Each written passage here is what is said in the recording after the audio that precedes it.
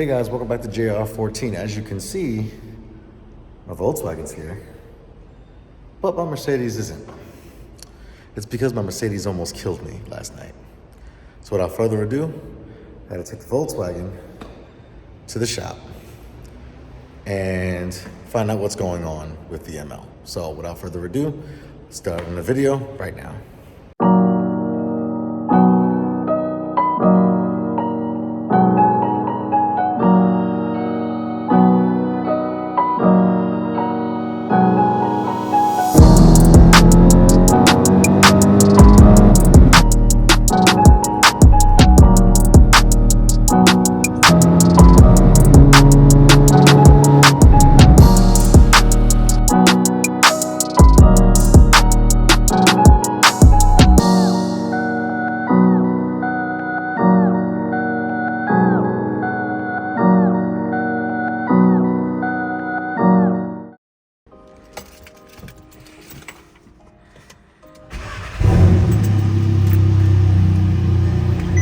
Let's go. And there she is. It's funny, there's another ML 350 W164, but there's mine right there. So brought it to the service center here, and we're gonna see if they can fix it. They as you can see, it's leaking brake fluid everywhere, but we'll talk more about that once we'll figure this out. Once they figure out what it is, they're gonna call me back. They're gonna call me back and let me know like what's wrong with the car. So I just came and dropped off the key to them because I had to have the car towed here last night and I forgot to give them the key. Now we go home and we wait for the verdict or the answer. So without further ado, let's head back and I'll bring you guys up to speed. It will take me probably about a day to get the diagnosis or 3 days to get the car back, but for you, it'll take a few minutes. So yeah. Just before I even go, one of the things that I realized is that, I don't know if you see that over there, but my truck, as you guys know, is a 4MATIC. And usually that's how these trucks came. You know, all-wheel drive, majority of people that buy an SUV are gonna buy it in 4MATIC. But this one over here is actually a rear-wheel drive ML350. Like, wow, that's interesting. And he's funny because he just pulled up. I like his wheels better than my wheels. I don't know. What do you guys think? Comment down below. What wheels you think are better? But the car's there. They got the key. Hopefully they can like fix it within a couple days. And as you can see, like the cars inside there, the Mercedes Benzes that they work on in there, their shop is immaculate. It's great. And then they have, you know, two, I think these are GT63s and a G-Wagon and like some old school Benzes. So I'm comfortable here. I hope you get better soon. I hope they fix you. I hope the price ain't crazy, but what am I gonna do?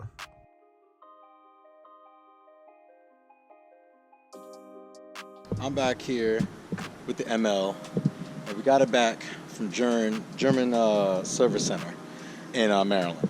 Now, the shop was they're knowledgeable. They're Mercedes-Benz specialists that specifically work on Mercedes, use Mercedes-Benz OEM parts. I will give my experience with them. They're great, they're very knowledgeable, very helpful in the situation too. In terms of doing something like this, they say it was minor. Didn't feel minor as far as the price, but I get it. And this is why I teach on my channel that the more you know how to do labor-wise, when something catastrophic or major comes along and you can't physically do, then that's when you can go to a shop and deal with the labor costs. Now I'm going to break down all the costs for you right now, and this is why I do the things on my channel of DIYs when it comes to radio installs, when it comes to brakes, when it comes to axles, when it comes to oil changes, services, things of that nature, because labor adds up. And this brake repair, well, I need to explain to you what happened, but this repair, which had to do with the brakes, wasn't cheap. So I'm gonna go into the price with you. Let me see if I could do my best to show you guys what it is. So let's drop onto the car real quick. So if you look underneath the car, there's the back wheel. Yep, so 13-year-old Mercedes, it definitely has some rust underneath it, but if we look, like I said, you can't see that. So that's the gas tank right here. And right above it, there's a line, a brake line. I don't know if you can see it from here, but Let me see. Point it out. Yeah, so right up there. Yeah, you guys can't see that. It's right behind this metal bracket, maybe right here. There was a line that was replaced. So Mercedes-Benz is pretty interesting with this, and I'll actually get out of the car now because, again, you can't see anything under here. So hang on. First, let me put this plastic panel back on. Then we'll jump into the car, and I'll tell you exactly what happened, how it happened, and what German service center did to fix the issue. Okay, we talked about what happened. Well, we didn't talk about what happened. We talked about the car almost killed. Only thing I said was that the car almost killed me. I put it on a tow truck. I got it to the shop. I fixed it from the shop. The shop fixed it, and I picked the car up, and I'm here today. Okay, let's talk about what actually happened, right? So I'll tell you the story. Okay, here's what happened, right? So I'm pulling out of my garage, no problem. As soon as I get to the gate in the front of my complex, I hear a pop. I don't think anything of it. So I'm like, cool, okay, no problem. Don't think anything of it, car feels fine. I get to the first major intersection, which is like a block away from my apartment. And the next thing you know, I have no brakes. The pedal goes all the way to the floor. I'm trying to, one of the things that you're supposed to do when you lose brake pressure is to try to keep pumping the pedal to see if you can regain pressure in the lines. Kept going to the floor. Kept doing it. Went to the floor. So I'm like, okay, well, that's an issue. And I had no brakes. So what I ended up doing was putting the car in neutral. And this is like the main road is like 30 miles an hour. So I'm doing 30 miles an hour and I have no brakes to this light. So what I did was I first put the e-brake in, pushed because this has a emergency brake where it's another pedal on the floor. It's not like a hand e-brake. So I pushed that all the way to the floor. That's slowing the car down. Then I have Triptronic, so I have shift paddles. So what I did was I tried to push it in first gear.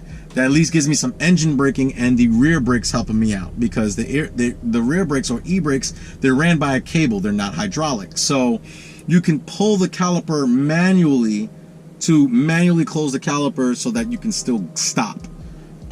That's why it's called an emergency brake. In case an emergency where your normal brakes fail, you have an emergency brake. So I used that, then I shifted the car I used my shift paddles, got it to first gear so I can engine brake at the same time. And then when I was at a complete stop, throw the car in neutral. Cool. So I immediately, obviously I'm a couple blocks away from my apartment, I immediately pedaled the car back with the e-brake on because I have no brakes. So I using the e-brake to just drag the car along. Now, ideally this would not be great in a situation just because of the fact that you're ruining your brakes. But at the end of the day, I don't care. The brakes are old anyway. It's one of the things I have to change on this car anyway. But if I'm going to eat through the pads, I'll eat through the pads. That's not a big deal. So I get the car in its parking spot and I take my Project Mark 7 to work. Come back after work, later in the evening. I'll wait for the traffic to die down. Then I'm going to call a tow truck. I have AAA. So I went ahead and called the tow truck. Now on a Mercedes. Now I don't know if you know this, but I'll show you. As you can see, in order for this to switch into drive or to reverse, you need to push down the brake pedal and you need to move down for drive and it switches to drive, up for reverse, it switches to reverse, push in for park. Now if you want neutral, you just tap it a little bit and it throws it into neutral as it is right here. Right? Now, if you don't, now here's the thing about Mercedes-Benz that I didn't know. If you try and if there's no brake fluid, which means I had a hole in the line, I blew a hole out of one of the main lines, not one of the parked. So let's backtrack even more. When I got back to the garage, I'm looking underneath the car and I see a puddle of brake fluid. But I don't see a puddle of brake fluid on any of the wheels. Like maybe not the middle, but like towards the back of the car, but underneath the driver, the driver's side, the rear driver's side door. So I'm like, okay, that's not normal. And all the wheels are dry. So if you guys don't know, well, I'm sure most of you guys are car guys, you guys do know. But for the people who don't, Your system has a brake booster that goes into an ABS module, and an ABS module has 4 individual hard lines that are made out of metal. Those hard lines run throughout the car. There's one for each corner of the car. One will run a short line. The shortest line will run to the front driver's side, because the ABS module is on, I believe it's on, yes, it's on this side of the car. It's on the driver's side. So I believe it's on the driver's side. So then another line will run to the passenger side, and 2 lines on the side of the car, on the driver's side of the car, will run to the rear. One for the rear driver's side and one for the rear passenger side brake, right? So now you got your lines. And then you have a rubber hose, which you guys are most familiar with. Like, the rubber hoses will go from that hard line to the caliper, so it can flex when you're turning the wheel or when the body of the car is moving, versus the hard lines that are fixed to the body of the car, right? Cool. So one of the hard lines had a hole in it. So since it's in the middle of the car and all the wheels are dry, I knew it wasn't one of the soft lines. I knew it was one of the hard lines. So I said, okay, no problem. So now I'm a little worried, because this car, you know, like, it's not me just taking a wheel off and just taking a hose and replacing it. I can easily do that in like 20 minutes, no problem. And then just re-bleed that brake side, because all the other lines are sealed. So each individual line has its own line, and that line will have to gotten bled, and I would have been fine. But it was a hard line, which means I have to cut off a section of that line and replace it. So that's the only issue. I don't know how to do that, and I don't feel comfortable doing that. So when it comes to me being a DIYer, I am the type of individual that will go to the point where I won't have no problem taking a car apart if I'm comfortable doing it. Now, I've told you this in numerous videos before, when it comes to wiring, like rewiring something, that's a little out of my comfort zone. But also when it comes to the hardline brakes. Now, I actually went ahead and looked. I had to take off a kick panel from underneath the car, skid plate from underneath the car, and I was able to see that a line ruptured right around the gas tank, and then it goes up into the body of the car on the back, and it goes across to the other side.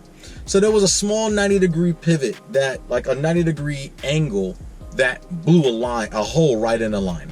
It was huge too. Like, you could put your finger in it. Like, it was bad. So it wasn't like a pinhole. It was definitely bigger than that. And as time with these lines, I believe a lot of the newer companies use, like newer cars use like nylon, so they don't rust or corrode. But older cars like this 09 ML, it's a common issue. It is the brake lines, and the brake lines are made out of metal, and then they get corrosion or rust on them, and then over time the rust will defeat, and then it'll get to the point where it's so weak that the moment that you hit the brakes, you lose all brake pressure. So there's no more brake pressure, and then you're pretty much, that's it, right? So, you know, I checked the reservoir that night, empty. I checked everything else, all the brake fluid's on the floor. So I'm like, okay. So that night, after I finish work, I come back, then I go ahead, I try to get everything done. Like I said, like I just showed you, in order to put the car, you know, in order to get this to move from park and you need to put it in drive, you need to push the brake down, and it goes in drive. For up, for reverse, push this button in for park. Now, the issue comes into play is that what happens if you don't have any brake pressure or brake fluid? This turns into a big red screen that says brake. You get the brake warning here. But the tricky thing is that I can't get the car in drive anymore. So Mercedes did away, I guess it's for safety purposes, and I don't blame Mercedes for that. When there's no brake pressure, I can't get it out of park. So I had to put extra brake fluid in the car, and then all I had to do was just tap on the brake pedal, just enough to build a little pressure in the system to trick it into thinking it's got brake fluid and brake pressure. Then I was able to throw it into drive. Brakes still on, so I just pushed through the brakes all the way out the garage until I waited for a tow truck. And that is how I got the car to the shop, and that's how they were able to fix it. DIYer on my channel, you guys simply know one thing about me, is that I always try to save money where I can, which is why I'm able to do the extra modifications to a car like head units or different wheels or brakes or things of that nature, is because I try to do the best that I can do, go ahead and be able to save on labor costs. Now, I'm gonna show you why I'm gonna save on labor costs. Now, if you went to the shop for everything, and it's not a bad thing. because this isn't bad as far as what what their labor charges for per hour. It's actually not that terrible compared to like places like New York or things of that nature, right? So, like I said, German Service Center Incorporated. They're based out of Landover, Maryland. I was able to get the car towed there that night, and then the next day, which is today, I went ahead. They had the car since early in the morning. I dropped off the key to them first thing in the morning.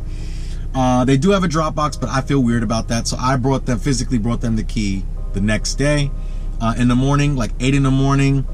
By 12:30, they said like, hey, it's indeed the brake line. They can fix it that same day, and you could pick the car up at 4 p.m. So I'm like, cool, wow, awesome. I thought the car was going to be there for a couple of days, but for the fact that they were able to go ahead, fix it, and get it done within the same day, I'm cool with that. Now, I've already tested everything out. I've looked at their work. Their work looks great. I have no issues. No more brake fluid leaking. I have brake pressure, which is nice. I'm able to stop the car, which is great. And side note, I don't give a crap what y'all see in the movies. I don't care a crap what y'all see like, oh my God, he cut my brake lines and it's such a dramatic experience. There's nothing like the actual real thing of when it actually happens. Like you hit the brakes, which is something that you take for granted, but it's something that is absolutely needed to function a car. And it seems nonchalant, like, oh, I just gotta change my brakes, so this, that, and the thing. We talk about brakes like it's so nonchalant until you don't have any. And I'm myself included, not just you guys, but me. I take brakes for granted. Oh, I just gotta stop, this, that. No, when you don't have brakes, it is scary. And the mental, you're just in a panic, and you just have to remain the same. You have to understand to just stay calm and then just know what to do to get the car to slow down. So, since we talked about that, I had to deal with, like I said, as a DIY, I try to do most of the stuff myself so I can save on labor costs.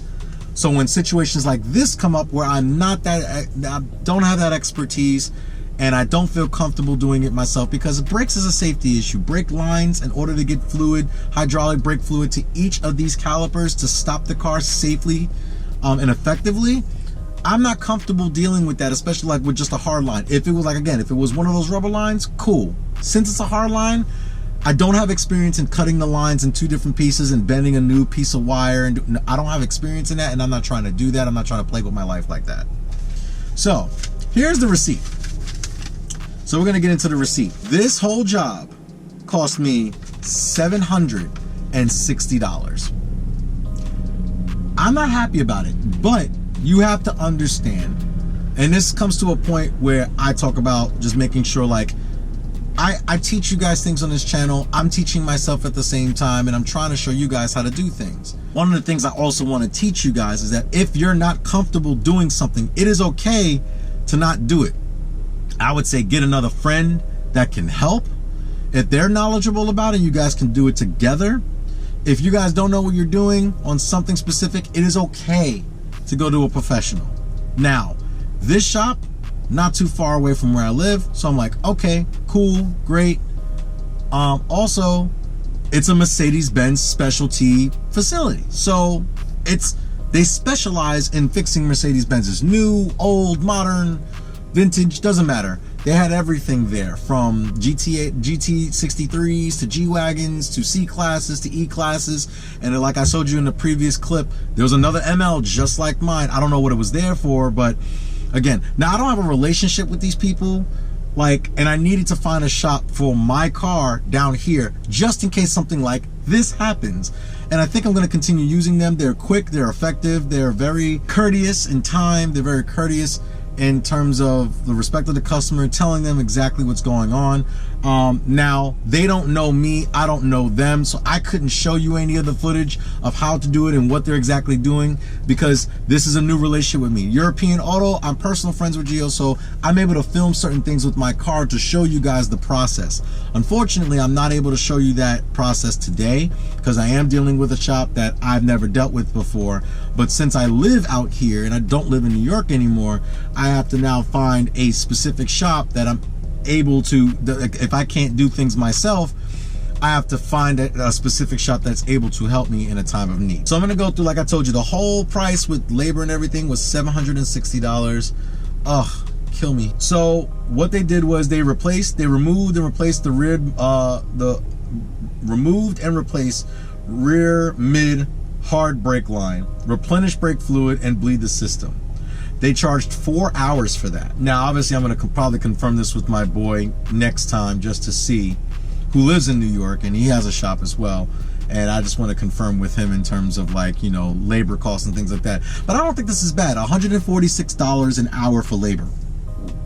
Mercedes-Benz dealership charges over $200 an hour in some areas. So if that's the case, this would have been $1,000, almost $1,000, if not almost, or if not $1,000 job if I went through the dealership. And of course the parts are going to be more expensive. So I'll break it down for you. $146 an hour per labor times 4 hours of labor, that came up to $584 just in the labor. But I can't put a price on my life. So I'm not going to validate, I'm not going to sit here and try to save cost on a safety feature that I don't know how to fix on my own, and I don't have my friends around to help me with that specific repair, so I have to resort to a shop. So it is fine. I will pay that small fee this one time. It's not small. I will pay that fee one time to know that my car is good. And I look at it like this, right? I'll get to it at the end, but there's a specific thing I want to get to it all. But let's go through it. So I told you, $146 an hour for labor, 4 hours of labor, $584 total. The brake line, the part, was only $75. It's like this long, and it's already pre-bent. So that's all it is. The brake fluid, since they had to drain the system and they bled the system out completely, was $34. The pipe socket part, they gave the pipe socket. I'm sure that's the connectors to connect the old line and the new line together. So they didn't replace the whole line, they just replaced the section that was rusted and bad. That was, there's two parts of it. You need to connect both ends. So that was $7 each. That's $14. And a nut, which was two of those, $8, right? $8 each, so it's $16 for two. So, like, again, the parts, $139 in parts, $584 in labor, and the shop supplies, I don't really know what the shop supplies are. It's just a small fee that the shop charges to make money, and I understand that. So subtotal $750, $9 in sales tax, $759.96. Now, I say this, right? I'm not used to paying, you know, I do pay labor sometimes. Like, for instance, when someone's working on my car and they're helping me out, I will pay them. I will give them a little something, whatever they want or need. Now, when it comes to a time, do not put a price on your life. I'm talking very serious. Brakes are a safety issue that cause your car to stop. And you need your car to stop in order not to hit anyone or to hit anything, to kill anyone or not to kill yourself. You need your brakes on a daily basis. So $760 is mild to me when it comes to a brake job. I just have to understand that. Now, when it comes to pads, and they gave me some recommendations on what's needed on the car, which I already knew about. I asked them to go through the car, give me a full diagnostic of what the car needs, and they did put some notes on the invoice for me to show what I will need. And those things I already know about, and I'm going to address in later videos to make content for you guys how to work on the car yourself, or what I feel comfortable with. So something like timing. I'm not comfortable doing the timing on this car. I won't even touch the timing. Why? I don't have enough experience in it. And if I do it wrong, I lose an engine. So I will put that in a professional's hands before I do it. Oil changes, coolant flushes, transmission flushes, spark plugs, basic maintenance stuff I can show you how to do because it's different on every car, how to take things apart and to put them back together. I have no problem doing that and showing you guys and taking you guys along that process. But when it comes to this, an unexpected issue also, few things that you guys should have. You guys should have AAA. Some type of form of roadside assistance. I have it through my insurance, and I also have it through AAA. Now, I use AAA because, you know, it was readily, easily available for me, and I wanted to upgrade my plan anyway. It may seem like a lot of money to do AAA in a yearly annual cost, but go ahead and do it. I'm not sponsored by AAA. I'm not sponsored by German Service Center. I paid what you would pay for the same job. If you had a C300 and you needed a brake line replaced, this is what you're going to pay. So I'm a regular schmegular customer to these people. They've never met me before. I've never met them before. They didn't do me no favors. I'm making the video because I wanted to take you guys along the process on what happens when I'm not able to do something. So I hope you guys can understand that. So I'm happy. My car is fixed at the end of the day. The sun is shining. I have my wonderful Mercedes to drive, and I'm happy.